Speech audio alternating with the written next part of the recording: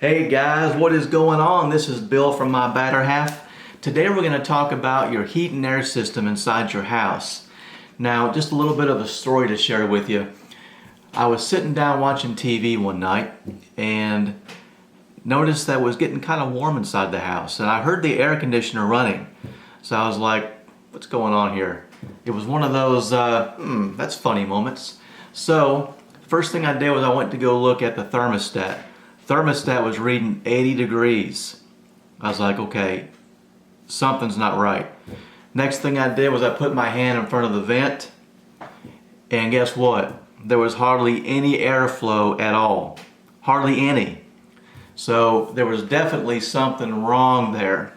So the first thing I did was I checked the outside unit.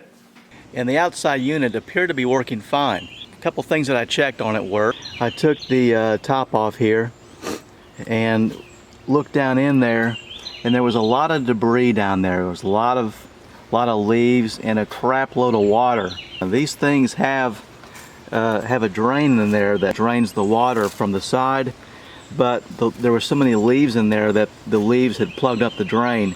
So I got the leaves out of there and it started draining water. Luckily, none of these wires right here had gotten wet. So got all that cleaned out, and then flipped the breaker back on to turn the unit back on, and it seemed to be better, but there was still no airflow inside the house. So the next thing I did was checked the inside unit. So the first thing I checked was the blower down here on the bottom, and there's the blower. You can see it's working pretty good. Needs to be plenty of airflow. And the coils are actually located inside this box. The problem is that in order to get to the coils, this side panel has to come off. And guess what? Mr. Water Heater's in the way. Can't get the side panel off without moving that water heater. So at this point I was like, you know what, I'm just going to call somebody, because I don't want to go through all the trouble of moving this water heater and then taking those coils out and the coils be okay, and then it's like I'm back to square one. And so that's what I did. I called somebody.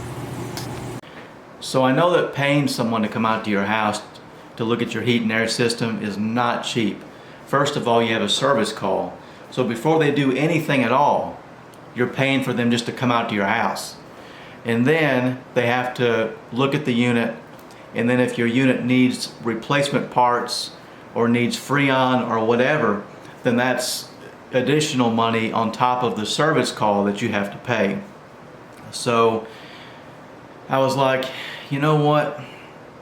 I want to try to do this myself, because that's just me. That's just what I do. I like to do things myself. However, a heat and air system inside your house is not something that I really had a lot of dealings with, didn't have a lot of experience with, so it was time to employ some help. So introducing my brother-in-law, Frank. He is an EPA HVAC certified technician. So he's going to help us perform this job today. So let's get started. Alright, so the first order of business, Frank is going to hook up some probes to the outside unit as well as the inside. And the probes will transfer information to his cell phone via Bluetooth, and we'll be able to tell what is going on with the unit. Alright, we're going to hook up to the suction line and the liquid line. First you got to take the valve caps off.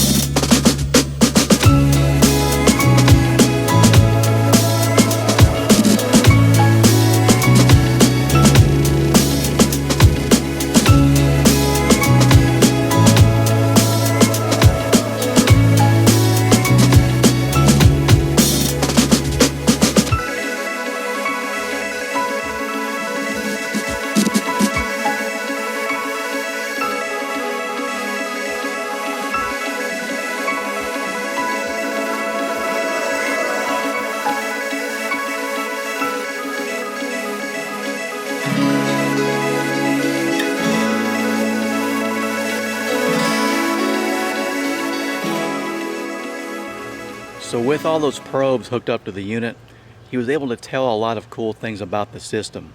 For example, he could see what the airflow was in both the outside and the inside unit. He was also able to tell that my system was dehumidifying 3.2 pounds of water an hour. I'm not sure if that's normal or not, but it seems like a lot of water to me. He was also able to determine the problem. The reason why there was no airflow inside the house is because the coils were freezing up. And the reason that they were freezing up is because it was low on Freon. So the obvious fix here is to put more Freon inside the system, right? Now why is it low on Freon? Well, it's low on Freon because there's a small leak somewhere in the system.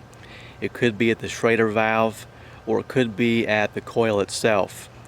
However, we don't have the proper equipment to pinpoint the exact location of that leak. So what we've decided to do is to add more Freon to the unit itself, which in turn will prevent the temperature from falling below zero inside the coils, and that will allow airflow inside the house, which in turn will keep the house nice and cool all summer long. Alright, so here's the tools that I ordered to perform the job.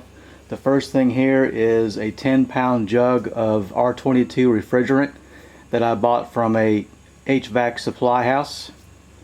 Here's the hose that attaches to the jug and goes to your unit outside to put the refrigerant actually in the system. These are Schrader valve removal tools. And then of course here's your Schrader valves, if you can see that. And I also ordered this stuff. It was called Supco. This is a lubricant that it lubricates your compressor, and this tool is what you use to actually inject it in. That just plugs right into your valve, and then you twist the bottom and it injects it right inside there.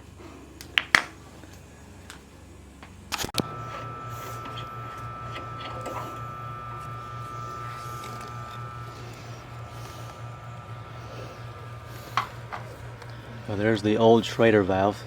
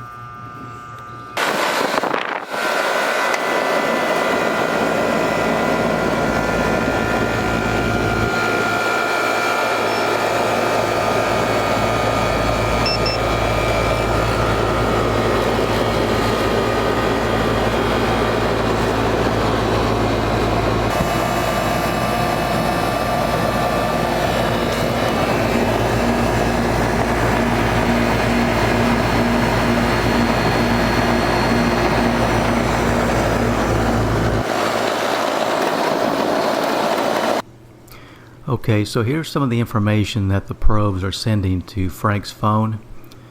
It's just temperatures and pressures and a bunch of numbers, most of which I don't really understand. But one number I do want you to notice that's on here. If you look on the second or the left side column that's labeled suction line, the second number down says 26.4. That is the temperature inside my coils right now, which is the reason why they're freezing up. Now as we add more Freon in to the system, the hope is that temperature will come up. You can see now it's reading 27.8 and now it's 28.3, so it is going up, so that's a good sign. So see if we can get this fixed.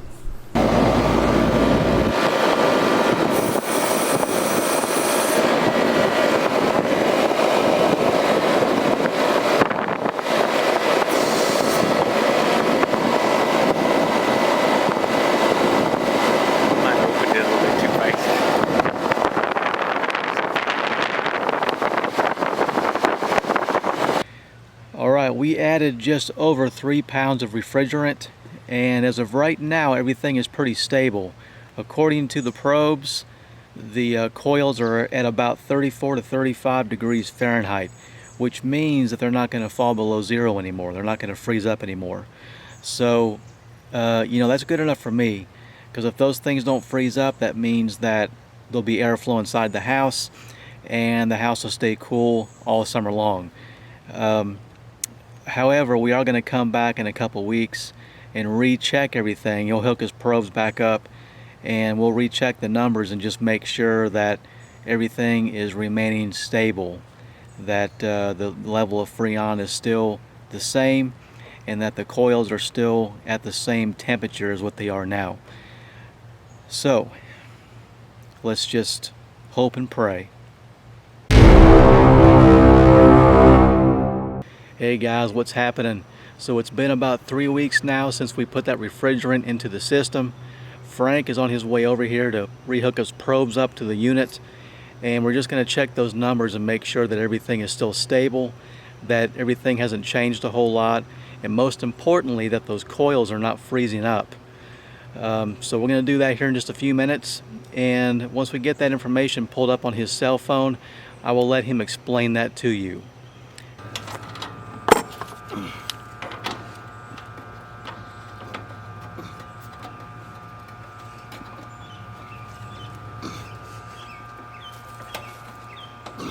Okay, this is your pressures on your suction side. Right now you're running a 60.6 psig, which in turn on the center of the inside coil you have a 33.8 degree temperature. On the outside condenser we're running 205, which means the center of the outside of the condenser and the center of that coil is 103.3. This is R22. And actually, for best results on the R22 system, this here should be around 40 degrees on your inside coil. That reduces any type of freezing up as the load in your heat, the heat in your house drops, the load drops, then you don't have to worry about it freezing. On the outside, if you get the outside around 120 degrees in the center of the coil, what that means, when you get to a 95 degree day, and this condenser is pulling in 95 degree air, then 95, and if this is setting at 120, then that means you're dropping 25 degrees heat out of the refrigerant. So it gives you a better efficiency on your unit.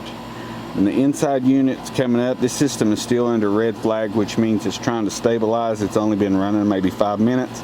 So these are changing at all times until it stabilizes. As you can see now, the inside core temperature jumped up to 34 degrees. Like I said, 40 is a pretty basic rule across the board for R22. So hey guys, that concludes today's video. I hope that you guys enjoyed it, and I hope that it will provide some insight for some of you out there that are having issues with your AC unit as we speak. And hopefully it will give you some ideas as to what to look for and even how to fix it. So, you know what, guys, I would love to hear from you. And if you would leave me a comment below, just telling me of an issue that you had with your AC unit in the past and how you fixed it. So let me know about that. And for those of you who are new to the channel, I welcome you.